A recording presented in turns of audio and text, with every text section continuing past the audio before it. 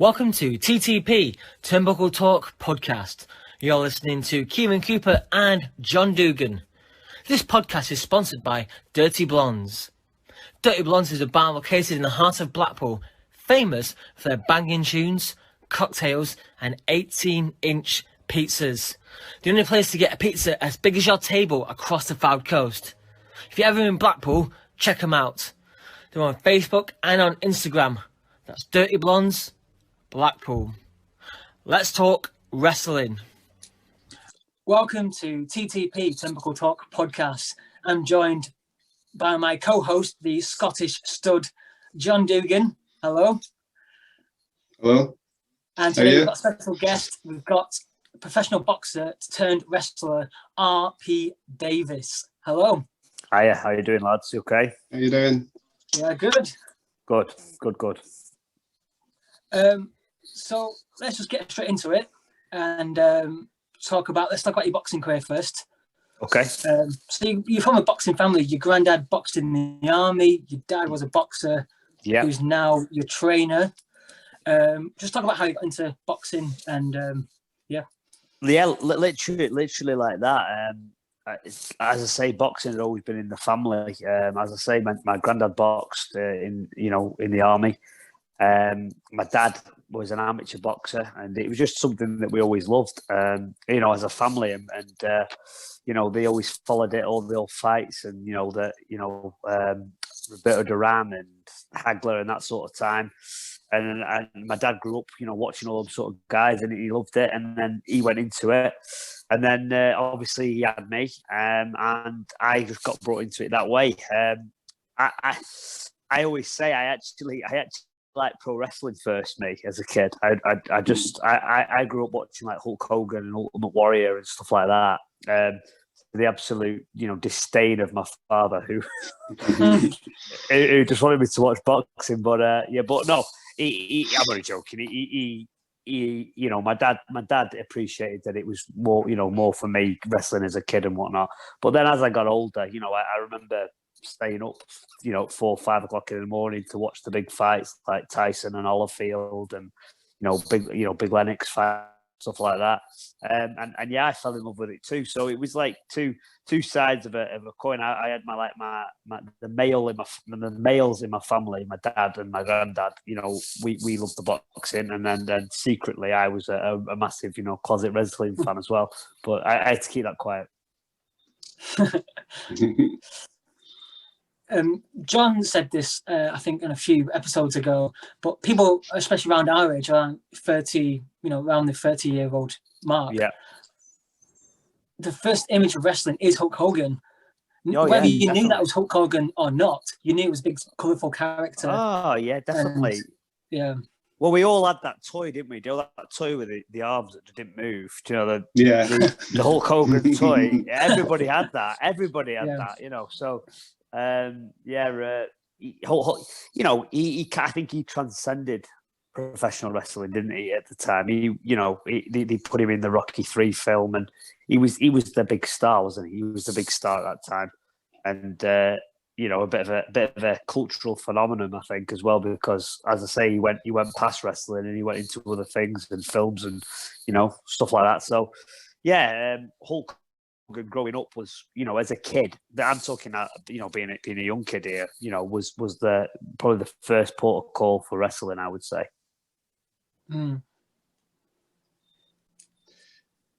Oh yeah, like I said it a few episodes ago. I think, like you said, he was everywhere. I don't think anyone didn't know who Hulk Hogan was. No. They may not have watched any of his matches, but they knew he was this, like you said, big character. Yeah, and I mean, weirdly, in 2020, I don't think anyone doesn't know who Hulk Hogan is. Even now, people know who Hulk Hogan is. Quite literally, one of the.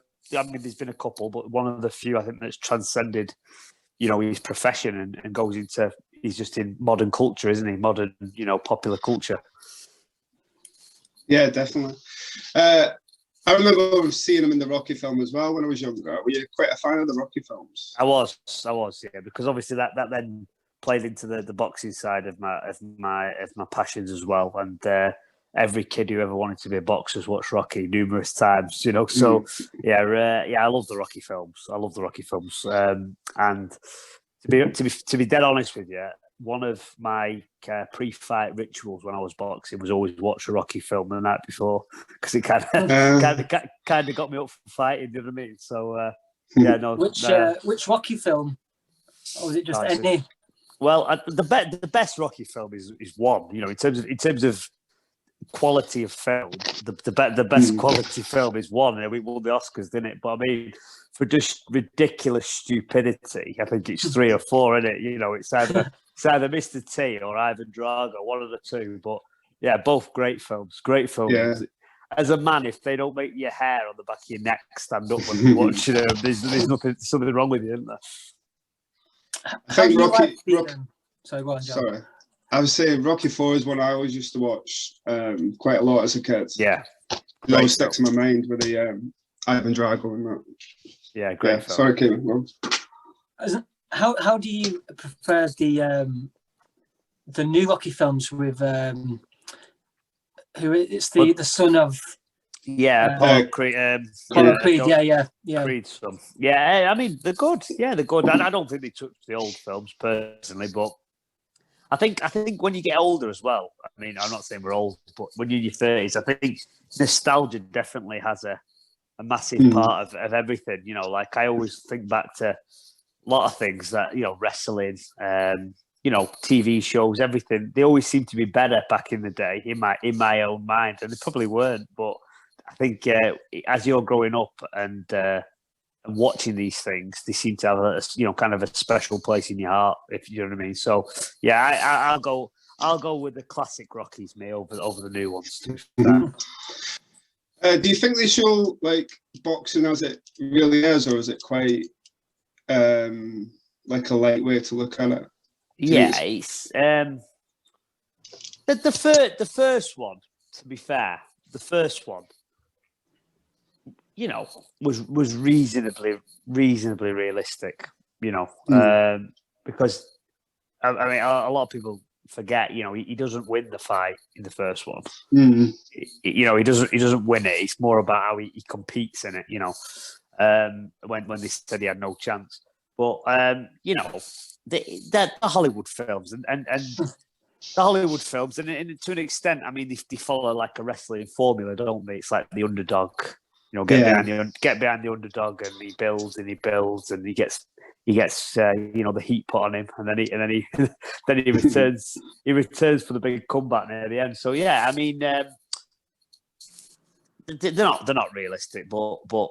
You know, God, it'd be boring if they were, wouldn't it? It'd be boring if they were realistic. You know, I think sometimes you need to be taken into, you know, fantasy land a little bit. I think so, especially in this world we live in now.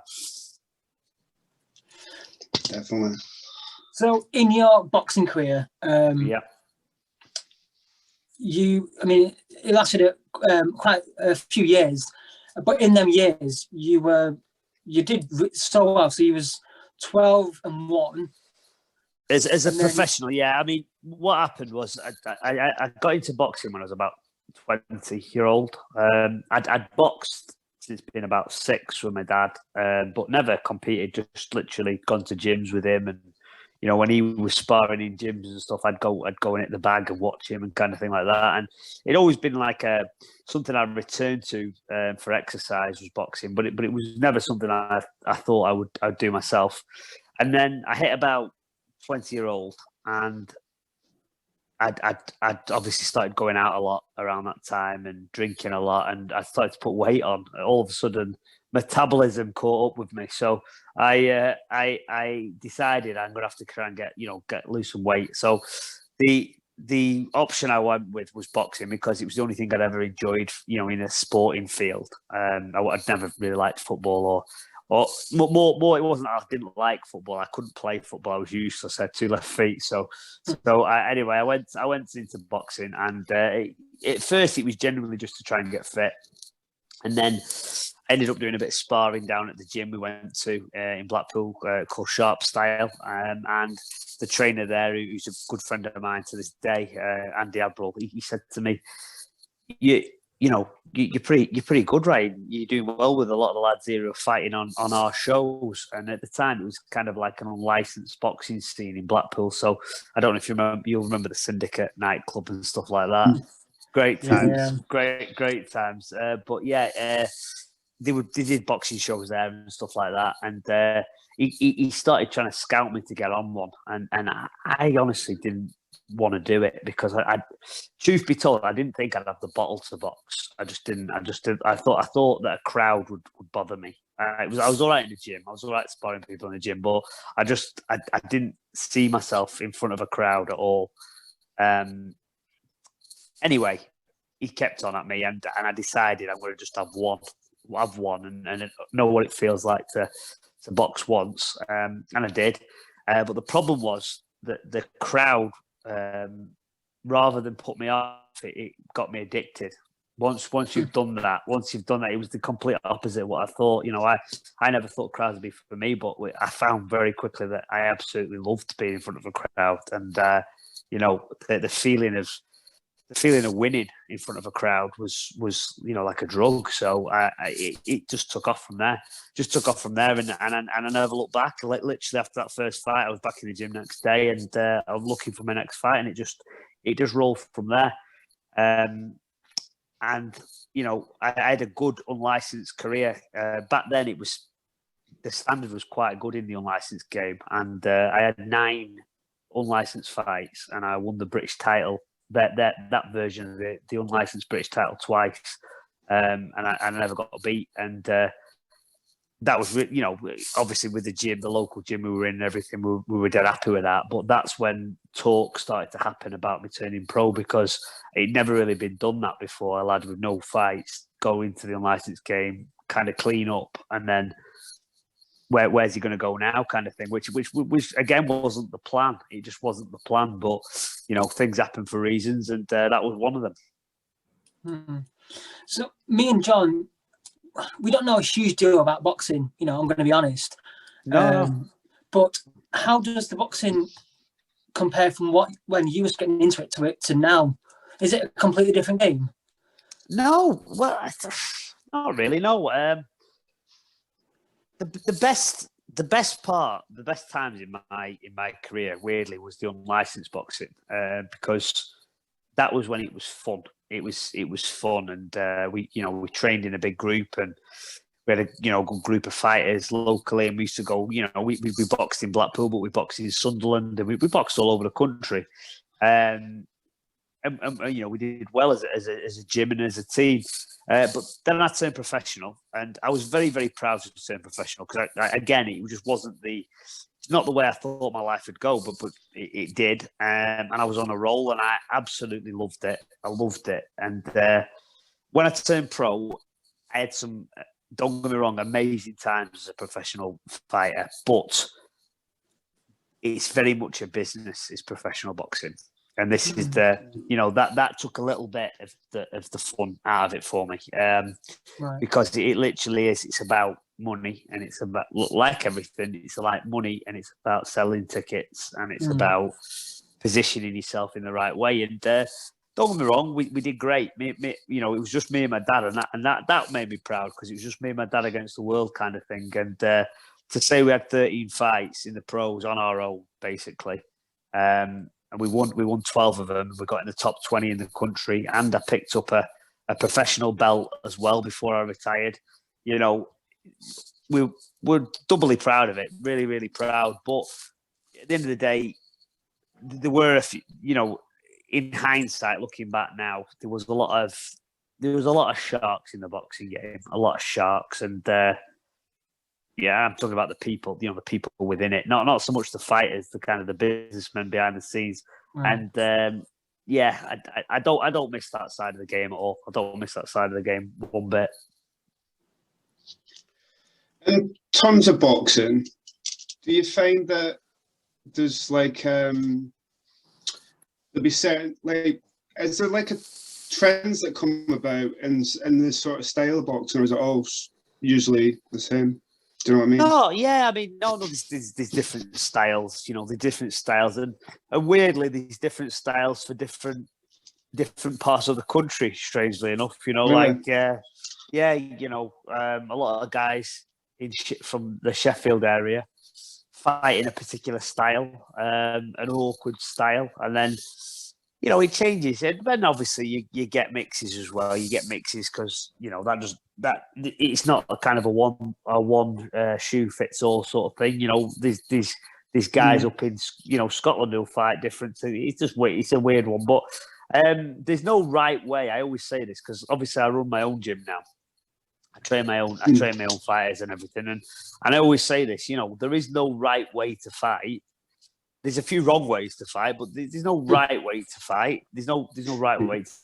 There's your way, and the key is not to kind of watch a Mike Tyson tape and go, I want to be like him, because sometimes it's just, that's not a possibility because of your stature or whatever, your punching power or your chin. There's numerous, sort of parameters that would dictate your style.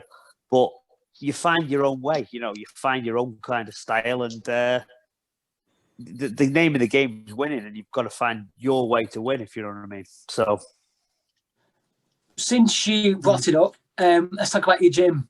So I was looking at your gym, and you do quite a lot. You do an over 50s boxing, you do kids fitness, and it seems like much more than an actual boxing kind of gym. Well, I'm glad so much that goes on. Well, I'm glad you've said that. I'm glad you said that, because that is, again, the gym's probably the proudest thing of my whole career, because that came from boxing. But that is kind of the way I look at that. Is that's my legacy from boxing. That's what I got out of my career. Is I got my own place that I get to teach people a sport I love every day, and that's a gift in itself, But exactly what you just said, I never wanted it just to be a gym for boxers. I didn't want it to just be a gym for elite fighters and kind of scare away other punters and other people who would want to get involved, because I'm a massive believer. Boxing. I say this all the time, but boxing, all the best things that have come into my life has come from that sport. Everything, weirdly, like my partner, everything, my business, just everything that's ever been good for me started from that sport, and it's all gone from there. And I honestly believe boxing is for anybody, and it doesn't mean you don't have to be tough or hard or whatever to be a boxer. You do to compete, at a good level. But boxing can be for people who are, severely overweight and they want to lose weight, or it can be for people who have massive confidence issues or mental health issues, and it gets them out and gets them socializing with other people and stuff like that. And I always said from day one of opening that gym, I want the kind of mantra for the gym to be, it's for everyone. And I honestly believe that me and my dad do that. Like, if you pay to walk into my door, you get treated just as well as the best fighter in there. Whether you're the best fighter or the worst fighter, you get treated exactly the same way. And I think that's why it's run so well for so long. And I think that's why I'm so lucky to have such great people within the gym, because it's such a a mixed bag, if you know what I mean. It's not your typical. You walk into my gym and you wouldn't feel uncomfortable, because it's there's such a range of people in there. I don't know how much the going rate is for classes, but you also like £3-4 a class, which seems really cheap. It seems like a really affordable kind of. Yeah, we don't. I don't do memberships and all that sort of stuff. It's usually pay as you go, and it's usually like a £5 a class. And then we do PT. I'm a qualified personal trainer, and so is my dad. And we do kind of personal training for hour slots with one-on-one with clients who want to take it a little bit further. But like I say, I'm very, very proud of the gym. It's the best thing I ever did. And I get so much out of it, away from obviously a living. I get so much kind of gratification out of that job, because it doesn't feel like work. You know, they say that, don't they? Find something you love doing, and you're not, you'll never want to work another day in your life, and that's how it feels to me, because I'm getting to teach one of the sports that I absolutely adore and dedicated 10 years of my life to as a job. So when I go into work in the morning, I never really sigh or anything like that. I'm just looking forward to it. It's nice to see people and get on with it. And that's located in Blackpool. That's in Blackpool. That's in Blackpool. Yeah. So, yeah. Anyone who listens to this, you're more than welcome down, and we'll do everything we can to make you feel welcome when you get there.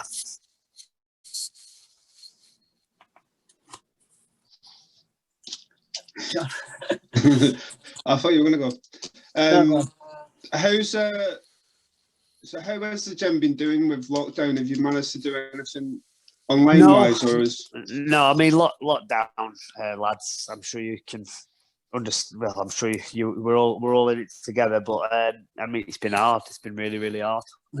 Because it's the gym's been shut down since the lockdown was in effect. We opened up for a couple of months, when they reopened gyms and stuff like that. But then we closed as soon as they shut them down again.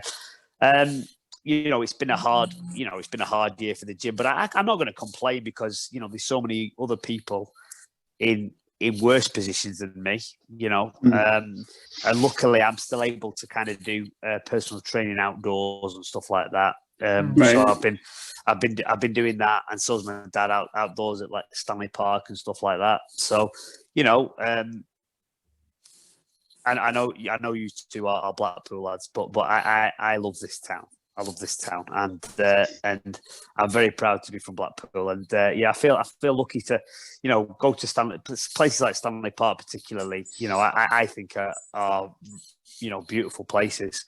We're very lucky to have a park like that, because it's still so well maintained and everything. And so I've been doing that over lockdown, and I've enjoyed it. Again, it's been a bit of a change for me. I've been outdoors. It's nice surroundings and everything, but that's why I can't complain, because it's not completely cut my legs off this lockdown. It has in a lot of ways, because I can't get the amount of clients anymore that I did due to time, and due to obviously the weather and whatnot. It's cold, isn't it now? And people aren't desperate to go out and train. But on the whole, again, because of the sort of clients me and Dad have tried to attract to that gym, we've got such a loyal, great crew of people. A lot of them has continued with us. So yeah, I'm very lucky, and hopefully Boris will get his finger out soon, and we can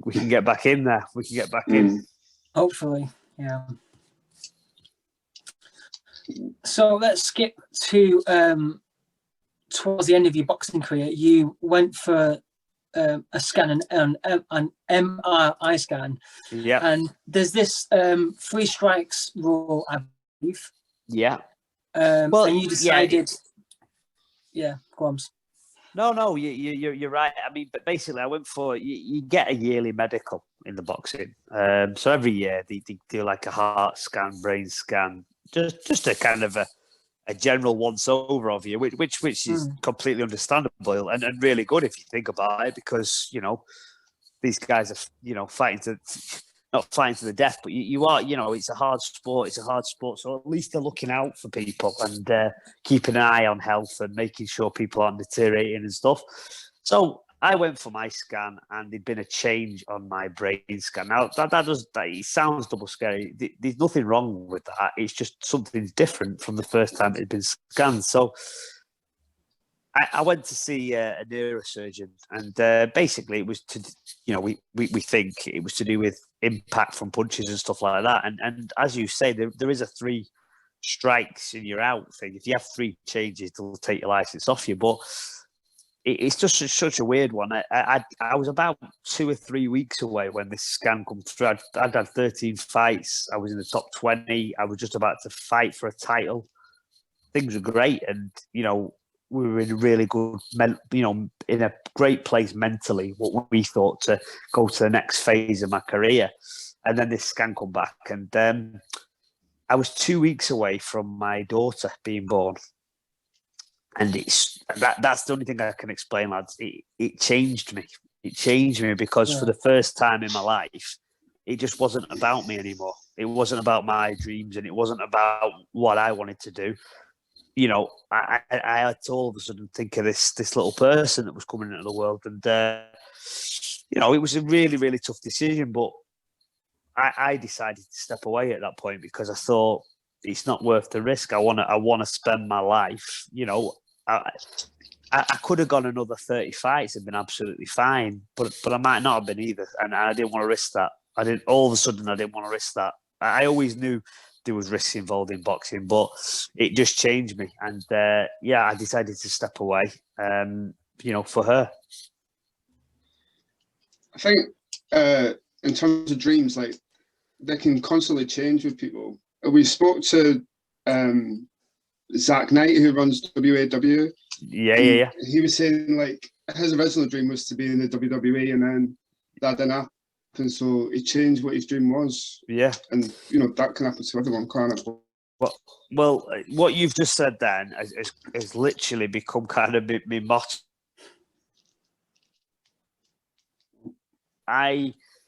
For 10 years, I massively thought that I was going to do something in boxing. And I believed I had the talent to, and I believed it with my dad with me and whatnot. I just thought we had the right team, and I just thought it was meant to be. I honestly thought it was meant to be. And when I stepped away, I was in a bit of a dark place, really, because I couldn't understand why I'd given so much time to something and not got what I saw as a payoff. You know, I didn't get what I thought I deserved out of it, right? And that is now, when I look back now I see that I got everything I wanted out of it. You know, I got everything I wanted out of it. I got my gym. I got a beautiful family. I'm well thought of in terms of boxing. You know, locally certainly. I got a lot of great things out of boxing. But in my head, it was all about the titles and the fame and sort of stuff. And I didn't quite get to that level that I wanted to get. But what you just said then, things change and things adapt. And I'm a massive, massive believer, in destiny. And I think that's why it took me so long to get my head around it. I do think that things work out exactly how they're meant to work out. I do. And I think, you know, if you put the effort in, your life leads you to exactly where you're meant to go. And strangely, I honestly believe that's wrestling now. I honestly believe. So there's your segue. Yeah, that's my segue. Segue self for you, mate. There you go. So a friend of yours, Johnny Brannigan. Johnny Brannigan. So he rang you up and said you should get into wrestling. How was that the conversation? Yeah, well, again, it came out of the blue. I'd been retired about a year from boxing, and I'd become a full-time dad. And what I mean by that is all I did was watch Disney films and eat ice cream. So you know, I'd really given up on a life of being an athlete because I'd done it for so long. I felt like it was like, I think it was kind of a form of self-punishment. I felt like I deserved to just relax and stuff. And, you know, as I say, I was bitter about how it all ended and whatnot. And then I got this random call from a very old friend called Johnny. Now, Johnny's a top lad, and I've known him a long time, and he knew me when I was boxing. But he also knew that I was a massive wrestling fan, because when I boxed, I always came to the ring to a wrestler's entrance theme. Always. And that was like my little nod to it, because all my mates are massive wrestling fans. So when they come to watch me for the fight, I always put a different wrestler's entrance on, just as a little nod to them, you know. So I thought my favourite was King of Kings by the Motorhead. There you go, bit of Triple H. Never before has Motorhead been played at the Syndicate nightclub, but I made that happen. There you go. I made that happen. But no, yeah. So he knew I liked it, and he knew I was a fan, and he just rang me up one day, and I knew Johnny I knew Johnny was involved in wrestling. I knew he'd wrestled himself, but I'll be truthful, I didn't really know the extent of it. And he rang me up and he said, Ryan, I know you're a big wrestling fan. Would you be interested in doing a bit? So I kind of laughed at him and I said, Johnny, I'm 5'10", mate, and 12 stone. I said, what can you do? What can you do with me? Because this is just it, in terms of accessibility. I wasn't educated enough to know about British professional wrestling. I really didn't. Wrestling to me was like, don't get me wrong, I knew of ECW and I'd watched ECW and WCW and WWE, and I knew of TNA and there was wrestling in Japan. I didn't really watch it, the Japan stuff, but I was kind of a WWE guy growing up. I just was. And I thought you'd have to be about 7 foot tall and hair down to your arse and everything to be a wrestler. I just did, And had I known about the scene, things might have been different for me, because I was, as I said, I loved wrestling. I loved wrestling, but I just didn't think it was accessible for me at all. And that's probably why I went into boxing the way I did. But anyway, he rings me up. He says, "Right, would you fancy doing a bit?" And I said, "Johnny," and he said, "No, honestly," he said, "You've got you had a good career in the boxing." And he said, "And I can sell that." He said, "I can sell that." He said, "There's a lot we can do. You come from a legitimate fighting background. You're a good athlete. Would you like to have a go?" So I thought about it, and as I said, I'd been in a bit of a dark place, really, because of the way things had ended. And I thought, you know what, this might be just the kick up the arse that I need to get training again and give me something to train towards, because that's what I'd lost. I'd lost any sort of motivation to train, because there was no reason to anymore. There was nothing to train for. So anyway, I said yeah, and I've never looked back. Genuinely never looked back. I thank Johnny to this day. It's only because of him I'm involved in wrestling, because I didn't look for it at all. It came to me. And that's why now I start to think that maybe it was always meant to come to me. And maybe I got out, maybe I made that decision for that reason, so I could get involved in it, Yeah. How does your boxing friends, and especially your dad, think about you going into wrestling? Because a lot of boxing fans, like my mate is a huge boxing fan, and he looks at wrestling like it's it's a bit not as as what's the word, it's not looked as a proper sport, and as boxing fans they kind of just get rid of wrestling altogether. Yeah. Well, there is an element of that. Because boxing, to a boxing fan, boxing is seen as real, and wrestling's, the dreaded fake word, and that, you know what I mean? And that's just how boxing fans are. But I'm very, again, as I said before, I'm very, very lucky, because my supporters, I had a big following in the boxing, through my dad and through me. And, we used to sell a lot of tickets for fights in Blackpool and away, Sheffield and everything. We used to take a big crowd with us always wherever we went. But I'm very lucky because of the type of people that we're friends with and who support me. They're just lovely, lovely people. So when I turned into when I went over to wrestling and I announced I was going to have a wrestling match. Again, I was so lucky because so many of them said, "Oh, I'll come watch that, right? I can watch that." Yeah. And that surprised me, because, like you say, it isn't, for a boxing fan, it's completely different. But they followed me, and again, it's been amazing, because I've had a massive following from the wrestling. A lot of people used to follow me from boxing, but I've had new ones now that are generally just wrestling fans who are following. So yeah, it's great. It's really, really great. How did you find the training for wrestling? Because obviously it's totally different from very boxing. hard, very, very hard. Yeah. When you come to me, I never thought it would be. I never thought it would be easy, because I respect all athletes, no matter what your discipline is. But I did think that I'm a good athlete. I'm fit. I'll be fine at this. But you know, I didn't quite know what I was getting myself into until I got involved in it, you know. And you know, it's so hard. And I always say this: the guys and girls who do it are just unbelievable athletes of the highest caliber, and they can do some phenomenal things. You know, such athletic things that they can do. But I've done my very best to use the attributes I've got to try and hang in there and learn as quick as I can. And slowly but surely, I think it has started to come together, to be honest. You signed for GPW, which we had Sam Gradwell, who's from Blackpool as well. We had him on the show. Who's just good friend of mine is Sam. He's just a dude. I love Sam Gradwell. So he had good things to say about GPW. How was that on a sort of like a real promotion, you know, and like thinking this is real? Well, that's it. You know, like, you know, I didn't know this, but Johnny ran. Johnny Brannigan. He was he ran. He was a promoter of GPW, and okay. That's how it all started. He was actually the actual promoter, and he said, you know what, do you want to jump in on this idea I've got? And I did. And Sam Gradwell, I think, started with Johnny at GPW years ago. Yeah.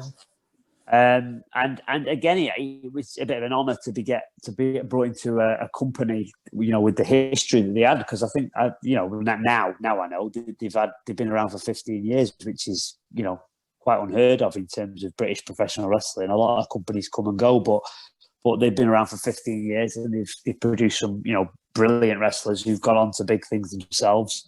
And you know, Sam being one of them. But yeah, it was a big honour for me to be asked to go into that sort of stage, you know. So literally in my debut in wrestling. How did you find trying to find this sort of persona you wanted to be as a wrestler? Because obviously with boxing, you yourself, and you hear a lot of wrestlers say when they're doing wrestling, it's themselves, and it's turned up to 10. So how did you trying to do that? I mean, again, I've been lucky because of the background that I've had. That, you know, I didn't have to come in as a pirate or a cowboy or something like that. You know, like luckily Johnny thought from day one, you know, the plan was for me to come in as me. I was always going to come in as me, as the ex-professional fighter, and exactly what you said. Turn that up to 10. And try and you know, make it a little bit more, you know, a little bit more storyline based, and a little bit more Rocky, to be honest. What you said before, a little bit more Rocky, you know, and that's what we've gone with. You know, it is me in there, but we've turned it up, and we've really tried to kind of push the underdog kind of theme. Because, as I say, I'm not 6'5" and 18 stone, so it's believable that although I've been a boxer and a fighter, that I'm fighting bigger guys than me, and I have to kind of come from behind to turn them over, you know. Your first fight was against the heavyweight king, Mickey Barnes, who is a big guy. He is a big guy. I remember thinking, because when I watched the match, I remember thinking, he's going to be a boxer. He might be quite nervous, you know, maybe a bit wooden, you know, just because of nerves. Yeah. But you look so comfortable in that ring. I was like, I was so shocked. You look like you was born to do it. Well, thank you, mate. But like I say, I mean, I'd been in front of big crowds with the boxing, and as I said to you, I'd grown to love it. It was like something that I always thought that I would massively struggle with was the opposite. It kind of really motivated me to be in front of a crowd. I loved entertaining people, and so to do this was literally just a massive bucket list ticker for me, because I was getting to live another dream. You know what I mean? When a time when I thought my athletic career was over. Johnny gave me this opportunity to do something else I'd always loved in front of a big crowd, and it was amazing. It was amazing.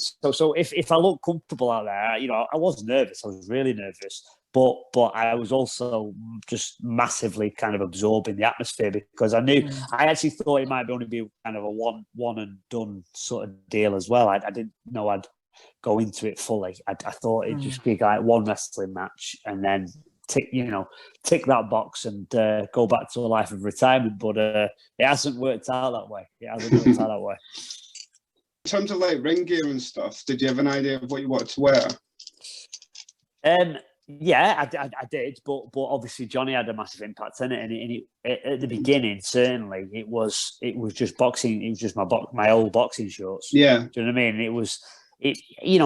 I think the idea of it was quite literally Rocky, as I say, it was Rocky Thunderlips, if you will. You know, the big giant wrestler versus the faster boxer, but a boxer, and he's in something completely new. You know. And so we went down that road. Really, we kind of wrapped my hands with bandages. We wear my boxing shorts. I did wear knee pads and boxing boots, and we went like that. And that was obviously partly storyline based as well, because after that match, and I decided, just like boxing, it was the same thing. I had that same buzz. I got maybe even a bigger buzz from it by the time it was done. I knew I was going to continue with it, and I knew I'd just like I had been with boxing, I'd become addicted to this then, and so I knew that then, because of me, my love of wrestling, I wanted to kind of evolve as well, and I wanted to show kind of an evolution for the fans as well. So where I've started it in the boxing shorts and the very, very boxer type, learning the ropes quite literally at the time, learning the ropes quite literally. I wanted to every appearance from me start to show more of an evolution into a wrestler. So boxing will always be a part of my gimmick, because that's me. But I want to, improve in the ring, which I think I have over the course of the matches I've done. I want to improve my skills and my move set, but I also want to start looking more like a wrestler as well. And I've just added little things like my boxing. I had some boxing shorts made, but I didn't have them made like a pair of boxing shorts. They were made like a gladiator skirt, if you will. Do you know those like? Do you remember like Nazim Ahmed always wore a skirt when he was fighting and stuff like that? But again, I just tried to make it a little bit more, although it was still based around boxing, a little bit more wrestling, if you understand what I mean. Like, and I started wearing kind of tassels on my arms, like the Muay Thai tassels and stuff like that, just to try and start showing a bit more of someone who'd committed to becoming a wrestler, and which in real life I had done. So I didn't want to just stay with this gimmick of I've just I'm a boxer and now I'm in a wrestling ring. I wanted to try and show the fans respect and the fellow wrestlers that I took it very seriously, and I wanted to get better as a wrestler and a performer. I think that'll be like a good progression for your character. Yeah. How different is a boxing ring to a wrestling ring in terms of how it feels on, like walking on it, running the ropes and stuff like that? Again, completely different. I mean, a ring is a ring. When you get in there, you've got four ropes surrounding you. But the wrestling ring, for one, is smaller than the boxing rings that I boxed in. The ropes are a lot harder. The first time I ran ropes, I thought I broke my ribs, but I've got used to them now. But yeah, on the whole, on the large whole, it's been like a massive eye opener for me. If I disappear off the camera 1 second, I'm just going through to the other room, so don't worry, I'm still here. Like I say, it was just an opportunity to do something completely different, and the ring itself, that question itself, it does say that it was one of the main things that I saw or felt that made such a difference to me. Because in your head you just think, I've been in a boxing ring before, it'll be the same thing, and it's just completely different. It's just completely different. You said that you used to watch Rocky films before you boxed. Is there anything you used to watch before you did your wrestling match? Yeah, I mean, to be honest, I just watched loads and loads of wrestling, and I went back to the kind of the era that I grew up. My favorite era was the Attitude Era. So I watched loads of kind of old school Stone Cold Steve Austin and stuff like that.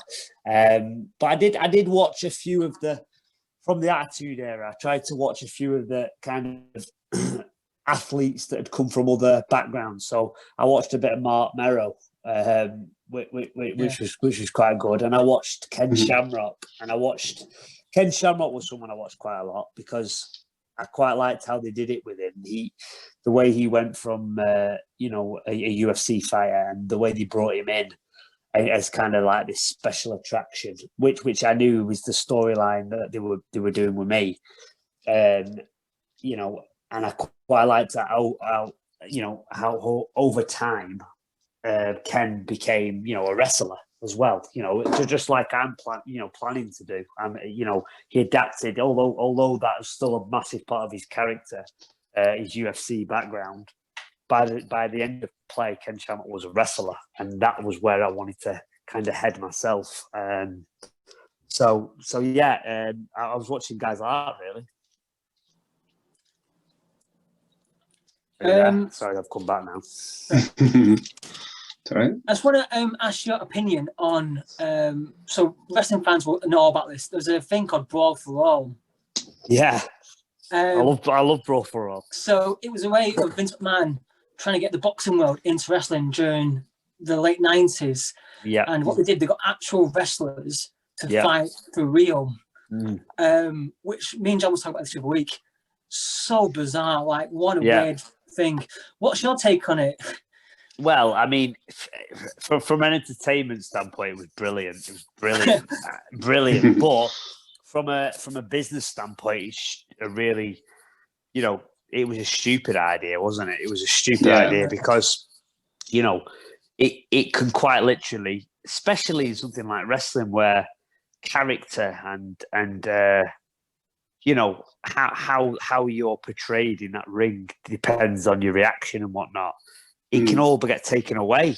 That can all get taken away, and I'm pretty sure. I'd have to double check this, but I'm pretty sure Vince did ban like the Undertaker from entering it, and Stone Cold, and I'm sure because I think Undertaker wanted to be part of it. I could be wrong. Right. You can check into this. Obviously, Undertaker's a big fight fan, and he loves boxing. He loves MMA and stuff, and I'm sure he wanted to be involved in it, but Vince said no chance because obviously when you're built as a character who is who's a dead man, who's walking through punches and stuff like that, in matches regularly, and then for instance it never happened, but say Bart Gunn knocked him out, it doesn't make any sense. It doesn't, and it completely kills the character then. That that this tag team wrestlers knocked him out in a real fight, So they tried to put guys in it more mid card, didn't they? More mid to lower card. Well, they had Draws, who clearly was not a boxer, and he just looked out of his element. Completely. Yeah, he did. They actually had the Dan Severn was in it, the UFC fighter. They entered him into it, and the Godfather fought him, if I believe so. I'm sure it was the Godfather, but Godfather did really well with him. I was cheering for Godfather. I thought, go on, Godfather. He was proper sticking it on him. I thought, go on, lad. But I think he was meant to be a tough guy. In real life, was Godfather, but he did really well. But yeah, like you say, I mean, it was a very entertaining idea, but in terms of the wrestling business, it was a daft idea, and sure enough, it did in fact finish off a lot of people, didn't it? Like Bart Gunn won it, which should be a great thing, and then they fed him to Butterbean at WrestleMania, didn't they? That was horrendous. You know, like what they were thinking there, I don't know. Like how they thought they were going to be a professional heavyweight who was known for knocking people out. You know, I know he was a fat guy, but you know, he had like 50 pro fights. He was a tough man. Yeah. And you never really saw Bargon after that. I don't think you ever saw Bargon after that. That was I it. don't think it helped him at all. No. Butterbean gave him a right hook, and his head just completely wobbled in a way I've never seen happen before. Yeah, it was actually in the one of the Rock's early autobiographies. He did a passage on that, and it was him and Stone Cold who were the main event that night. We're in the change room together, obviously going over the match and getting the gear on. And then that came on, and so they watched it on the monitor together. And apparently, Stone Cold said, I think Bart's going to do him." And the Rock said, and apparently the Rock said, "Not sure about that, Steve. This guy's a pro fighter anyway." 18 seconds later, he was 18 seconds later. He was proven right. But you know, that should have been a good thing for Bart Gunn. You know, they could have. If they'd have just left it there when he won it, and you know, he would have got respect for that, and you could have really built him as a tough guy, a real tough guy, because he just beaten guys and whatnot. But then they just went one step too far straight to Butterbean. Imagine doing that now. You just wouldn't get away with it, would you? It was just a sign of the times. No. There's a lot of things they did in the Attitude Era that won't quite fly anymore, is it? To be honest, but to be honest, I do think, again, it's nostalgia talking. And is wrestling technically better now in some respects? Probably, yeah. But God, I thought the Attitude Era was so entertaining. I thought it was the best thing on TV week in, week out. I just remembered the storylines, like with the Ministry and how they kidnapped Stephanie McMahon. Tried to sacrifice her. Yeah. Brilliant. That's something you wouldn't get away with it, would you? You wouldn't be able to get away with it anymore. I remember him trying to cut Val Venus's private parts off with a katana sword. Brilliant. Well, people forget Val Venus his gimmick was he's a porn star. Yeah, incredible. And he even had a thing with Ken Shamrock's sister. Well, that was my second choice's gimmick, but they made me go with a boxer one. I'm only joking. So let's talk about Odyssey Pro Wrestling, because that's where you are now. And it's a relatively new promotion. Yeah. It's in Morecambe. Morecambe's sort of a weird place because it seems to be kind of going up and up. Me and my missus watched The Bay, which is set in Morecambe. Yeah. And house prices are now going up because of The Bay, which is just, I think, it's bizarre. Right. Okay, yeah. I've been to Morecambe. I've been to Morecambe a few times over the course of my life. I mean, I've always liked it, but I'm very excited. I'm really excited to do some work for Odyssey. I know the guys behind it, and they're great guys, and some of them are very close personal friends of mine, and that's how this all came about. And they've obviously watched me at GPW and like what they see, and they're hoping that I can bring something new to their new company, you know, something a bit different. Because although I'm new, although I've done well at GPW, I've done, you know, I think I've done well at GPW, and GPW just to before we segue on to Odyssey is my home, and it will always be my home, because, as I said to you, Johnny, without Johnny, there is no pro wrestling, and I will always have the utmost respect for him, and I've said this from day one, I will be part of GPW for as long as Johnny Brannigan wants me to be part of GPW, because he has given me something back in my life that I never thought I'd have again. So that's a serious, serious promise from me to him that I'll always be there for him, because he saved me in a lot of ways, Johnny, and I massively appreciate that. And so my career with GPW is far from done. I'm hoping to have very, very big nights with Grand Pro Wrestling going forward. But this pandemic has also taken a year away from what was only a year career before that. You know, I'd only been doing it for a year, and then the pandemic hit. And just before the pandemic hit, I had my biggest match for GPW, and it was against Lucas Steele, a last man standing match, and I won that one, and it was a big night. It felt like a turning point for me. It felt like the next move was then to start progressing, Yeah. and then the pandemic hit, and then what I thought would be 3-4 weeks of lockdown then became months, and then a year now. It's just gone on and on and on, and wrestling as rightly, had not had a place in it, because at the minute it would just be impossible to do. But at the same time, I'm 33 and I'll be 34 in March, so I'm not young anymore. I'm not saying I'm anywhere near finished. I'm not, but it's took a year out of me when I was just hitting my stride, literally my first year. So this is where the Odyssey opportunities come up, and I want to now, it's made me reflect the pandemic, and I want to wrestle more because I want to catch up quicker. I haven't got as much time now as I did have, and I now want to get to not as many places I want. I'm a bit different, I think. I don't want to be on every show and stuff like that, but I want to be involved in enough shows that I'm wrestling regularly, but also I want to be involved in certain promotions and certain shows so that I'm still an attraction for them. Do you know what I mean? Rather than just be every single show. So it don't matter what show you go to, Ryan will be on it. I don't want to be that. I want to promote. I want to help build certain companies, and hopefully I can. I think I can. With the following that luckily I have, I think I can help companies, and that's my plan. So Odyssey's given me this opportunity, and I'm dead excited about it, because I do think the great guys who are running it, and some phenomenal talent they're going to announce, that I know they're going to announce for them. And again, it'll be another string to my bow, and more time to learn and catch up on that experience as quick as I can. Just staying with Morecambe, did Tyson Fury give you any wrestling, wrestling advice?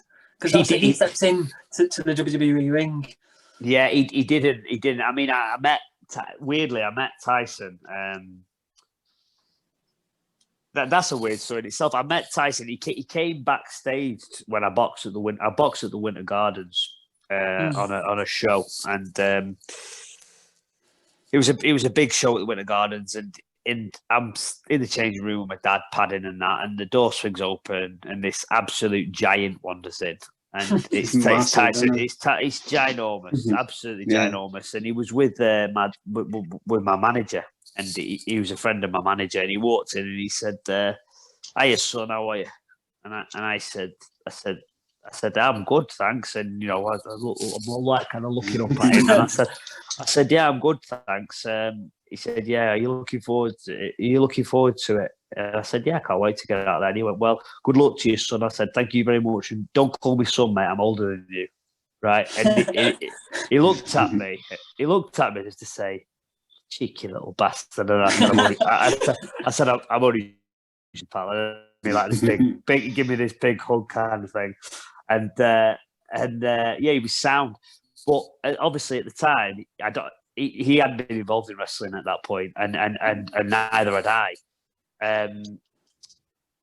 But strangely, that's also the only thing we talked about was boxing. But strangely, the next night, because I boxed the night before, the next night NXT came to the Winter Gardens, and I was there as a guest, and I went backstage, and that was the first night I met William Regal. Awesome. Which was odd as well, because again, there was no thoughts of me ever wrestling at that point. It was just literally I'd gone as a guest because I boxed, and I got to meet Regal, and I got to meet Finn Balor and stuff like that backstage. Nice. And that was a good show, really good show. And Yeah, so that's an odd little connection there between Tyson Fury and wrestling. Are you still in touch with William Regal? I am. Again, that was a few years ago when I was boxing. I met him, and then this, a couple of years have passed, and then I got into the pro wrestling myself, and strangely enough, again, another man who a good friend of mine called Alan, who was involved with me, with the boxing career. He was a pro trainer himself. He told me that the NXT UK were coming for the takeover in Blackpool, which I knew about, and he's very good friends with William Regal. And I said, "Oh, that's amazing, mate." And he said, "Do you want me to bring him down to the gym?" I said, "Yeah, I do want you to bring him down to the gym." So anyway, he shows up to the gym, and we arranged that the Gazette be there to take a picture. And I literally, I swear to God, that's what I thought it was. I thought it would be, you walk in, I shake his hand, the photographer take his picture, and he leaves. That's literally what I thought it was, and I would have been very happy with that. But when he gets there, he's a lovely man. He is a lovely man, and he starts talking to me. He says, "So you're doing a bit of wrestling?" I said, "Yeah, I am doing a bit of wrestling." I said, just kind of independent shows and stuff like that. He said, "Jump in then." So I said, I swear to God. So I looked at Alan. Alan said, "Go on, then, mate." What the so anyway, when I got in the ring, next thing he's got me in a headlock, right? I've been headlocked by William Regal, so I didn't know what to do. Like I was nervous because I didn't know whether I should go in hard on him or whether I shouldn't go in hard on him in case he get offended or whatever. But he was brilliant, and he spent about half an hour rolling around with me and showing me different techniques and stuff like that. Luckily, the cameras got a load of footage of it and stuff like that, so that was good. But ever since that day, I went. He was lovely, and he invited me to the NXT UK takeover as his guest, so I got to again go backstage and stuff, which was cool. But ever since that day, he's just been so lovely to me. Like he emails me quite regularly to see how I'm doing, offer me advice. He sends me matches and stuff to watch, a lot of kind of world of sport and stuff like that. And I wouldn't say we're certainly not in everyday contact, but we're in pretty constant contact, via email and stuff like that. And it's weird how life turns out. He's become what I would consider a friend now. So Sam was at GPW, Sam Gradwell. Yeah. You now talk quite a lot to William Regal. Any chance? Do you think there's a chance of you going to NXT? Well, it's an hard one, that, isn't it, lads? It's a fucking hard one because obviously, like, when I started this, I would have laughed to thought that there's a chance of me working for the WWE, because it would have been mind-boggling to me. Now, being involved in the business for the last year and a half and 2 years now, I do see that it's not quite as far away as I thought, because there's a lot of guys I know who have been signed by WWE, a lot of guys who wrestle for GPW and other shows that I've been on that wrestle for WWE and stuff like that. So there's more opportunity now than ever, I think, to do that, especially with them opening NXT UK in the Performance Centre in London and stuff like that. And obviously, people ask me, would I be interested? Well, if the WWE offered me, an opportunity to wrestle for them, would I be interested? Of course I would be. I'd be an idiot not to be interested. But I promise you, that isn't the plan. And what I mean by that would just be the ultimate bonus. That's how I look at it. I love what I'm doing. I genuinely do. I love wrestling for GPW. I'm going to love wrestling for Odyssey and a couple of other shows. When wrestling returns. If something at NXT came up, that would be quite literally the cherry on the top of the cake.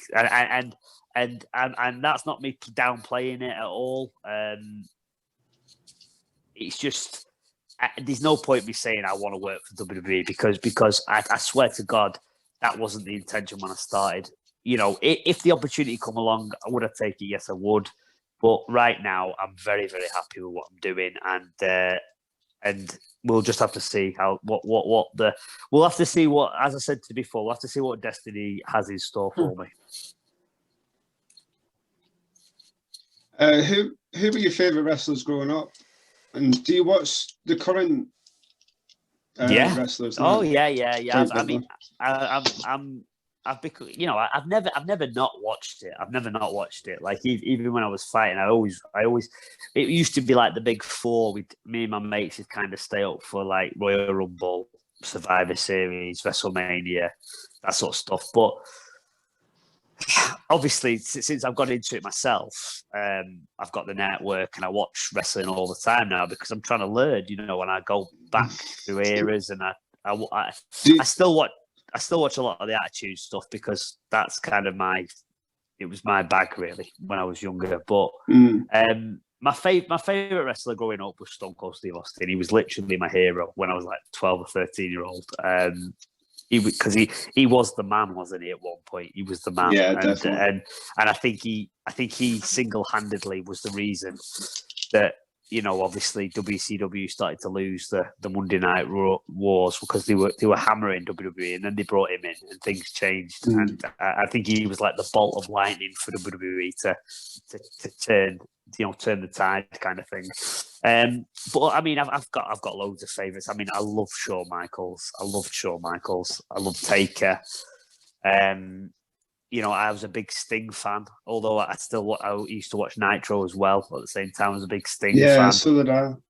Yeah, I used to watch them both. You used to flick, didn't you? Remember, from Sky Sports to TNT, just keep flicking over on Sky.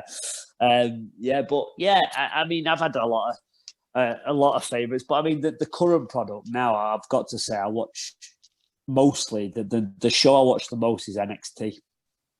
Right. I watched I watched the UK NXT, but I watched probably the American NXT more than anything, I would say. Who's your favourite on there? Again, I think there's some unbelievable wrestlers on NXT. My favourite probably is Adam Cole, if I'm being honest. I think Adam Cole. Sure. I think Adam Cole for me has got that sort of bit of a Shawn Michaels thing about him, where I'm not saying he's as good as Shawn Michaels yet or anything like that, but I just think he's got that kind of star quality. He looks the part. I know he's smaller, but nowadays it doesn't really matter now because Daniel Bryan was small and he became very big. But yeah, I think Adam Cole could be a big crossover star again. I think he could be if they took him to the main roster and everything. I do think if they booked him right, he could be special. I love Finn Balor. I love Finn Balor when he was in the original NXT.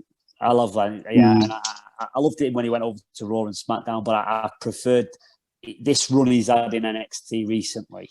This new attitude when they've come away from the face paint and they've just made him more of kind of he's not really a fan favourite, is he? He's kind of a tweener, he's in between. I just think that run's been brilliant. And then obviously with NXT, you've got all the kind of up-and-comers. Well, I say up-and-comers, but like, I know Damian Priest has just gone over to Raw, but I was enjoying watching him. Keith Lee, I know they've gone over to Raw, but I just think they keep producing loads of new talent that I think is exciting to watch. Do you not feel with NXT that they should just try and make it its own brand rather than getting them to the sort of top of NXT and then they go to the next roster? Yeah, I think like you like to see like Keith Lee sort of suffer a little bit when they go to the main roster and it doesn't really work. Definitely, it's like to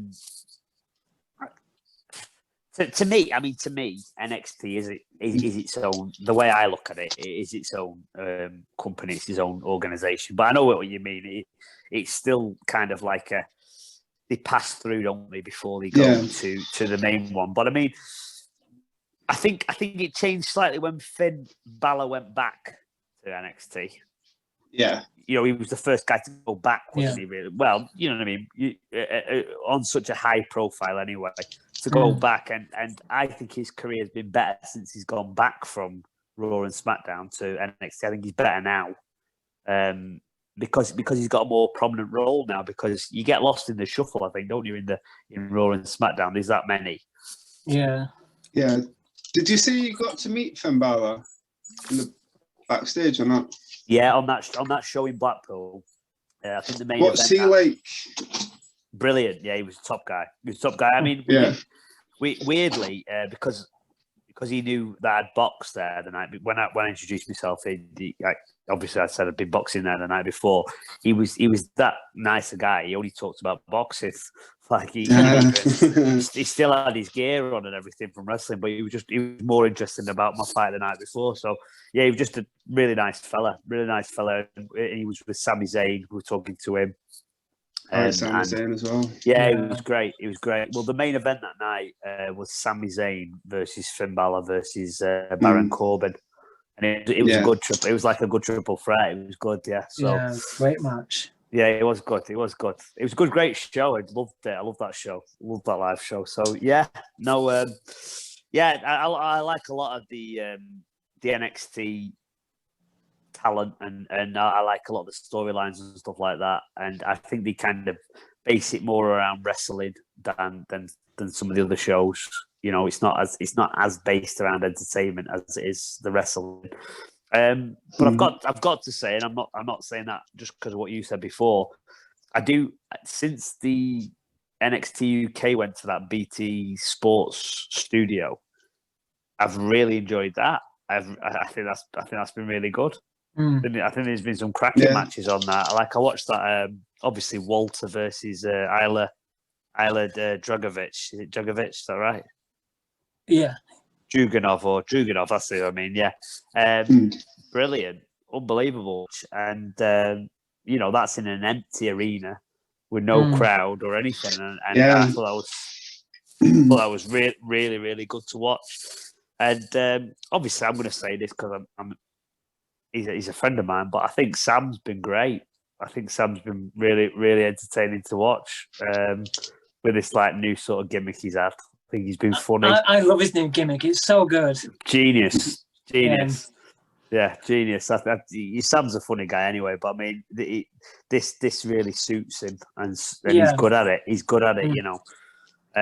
So yeah, I've enjoyed watching Sam. And yeah, I just think that the whole product from top to bottom, I think on the UK side has been really good since they've moved over to that. And I think it's become a bit of a must-watch program for me every week. So yeah.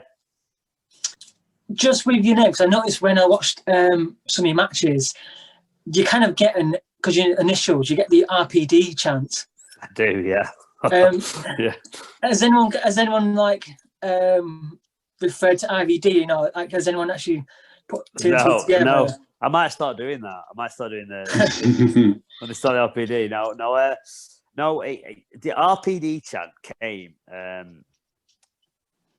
From boxing, it was that was what I used to hear all the time because obviously my name is Ryan Davis, and when I was boxing on license, that's what I boxed under. When I turned professional, there was another Ryan Davis in the British rankings, so they said to change my name, and I was like, well, I want to change my name. It's like, just be called be called Ryan Black or something. I said, well, my name's not Black. I said, it's my family name, Davis. I want to be that. And he said, right, well, you have to change your name in some way. So I thought about it. I thought, well, I'll just be Ryan Paul Davis. Then my middle name's Paul. I'll just be called Ryan Paul. No, it can't be that. So then again, everything links back to wrestling in a way. I just thought, like CM Punk, I'll be R.P Davis. That's where it comes from. So I thought I'll just do my initials. I'll just be R.P Davis. So that happened, and then literally because no one, I think up until that point knew my middle name was Paul. But obviously when I turned pro, then it started like my first fight. As soon as the fight got hard, all of a sudden this fucking chant starts. RPD, RPD. But it's followed me for 10 years. It's followed me for 10 years. It's followed me the whole time. Like so like when I went to wrestling, it's certainly at Grand Pro Wrestling. It's literally all you hear. The crazy, like I'll get to the arena and I've not even gone out yet, and you can fucking hear them outside chanting RPD, RPD. The other wrestlers fucking hate it, but yeah, no, it's an easy chant. It's an easy chant, and the fans seem to like it. So I'm not going to complain. I like them chanting for me. So yeah, let's go with that. Do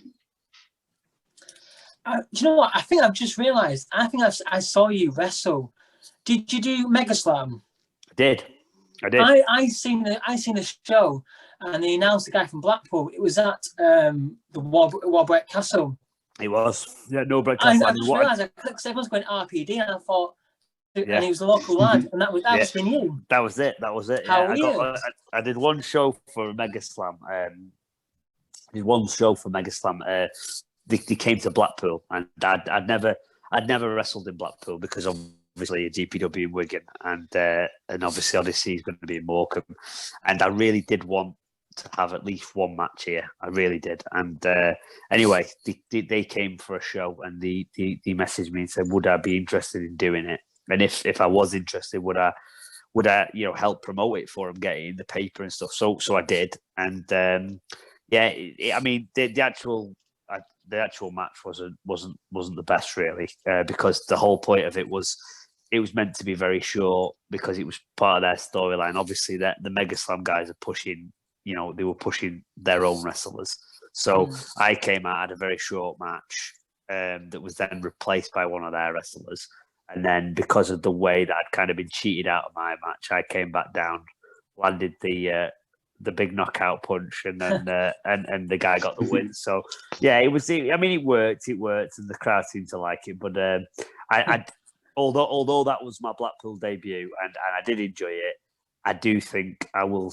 I do think that before it's all done, I will have a bigger match in Blackpool, and it'll be, be a bit more special where I can sell it, kind of thing. There you go. I was there for your debut. I didn't even know. There you go. You were there for the Blackpool debut. There you go. Talk about wrestling moves. Yeah. Have you got an idea of what moves you want to do, as in terms of finishers and stuff like that? Yeah, like, I mean, name-wise. Name-wise, God, no. Yeah. I mean, hey, boys, if you want to come up with a few names for me, mate, that'd be great. That'd be great. What we did, I mean, in terms of moves. When my first match, when I come in, obviously the key was the key for me is the strikes. So I've got to really kind of protect my strikes a little bit because that's my selling point. My selling point is I've been a boxer, so we've got to keep it believable that if I land punches that I would in fact cause some sort of damage. So that was where we went with it first. That's where we went with it first. And we went with like the knockout punch as my finisher. But as you can appreciate, as time goes on, that cannot last forever because that means that I can't hit anybody for a whole match until I actually land a punch, So yeah. we've had to kind of come away from that as best we can. I still prioritize the strikes, but it's more kind of precision strikes, if you know what I mean. So I work the body and I strike particular areas and stuff like that, and we try and go with that. But then in terms of wrestling moves, I did like this. When Johnny spoke to me about kind of coming up with moves for me, he said, what do you want your finish to be? Well, I thought it wouldn't make a lot of sense to kind of do like a really complex wrestling move as a finisher. So I went with the top rope flying elbow, Macho Man, top rope elbow. Now the reason I went for that is because it works storyline wise. What move does everybody know? Everybody. Everyone's jumped off the bed, haven't they? Onto the brother, onto the brother or the mate over in the life and landed an elbow drop. And I just thought, if the strikes aren't working, what would a boxer know in terms of wrestling moves that the thing is, and so I thought that kind of organically worked. That my idea would be, well, I've seen him jump off the ropes before and land on people, so I'll have a go with that. So we went with that, and that was my finish. That was my finish, and it is my finish. But we've started to add in now the TKO move as well. So purely because Mark Merrow used to use it, boxer, and I like the name in terms of boxing, TKO works. So we started to add the TKO in as well as kind of a standing finisher, and then the elbow drop, the top rope elbow drop, macho finish, as the main finisher, if you will. Ryan, it's been an absolute pleasure to talk to you. It's been great speaking to you, lads. It's been great speaking to you. Good. Nice to talk to some local lads and who like wrestling.